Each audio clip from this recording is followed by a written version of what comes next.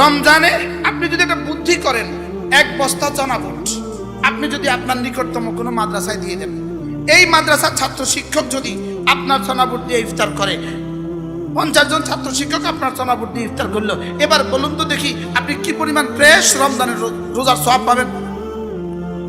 সুবহানাল্লাহ বলেন। এক বস্তা খেজুর আপনি দিয়ে দিলেন, কি পরিমাণ ফ্রেশ রমাদানের রোজার নেকি আপনি পাবেন? এই বুদ্ধিটা করা যায় কিনা?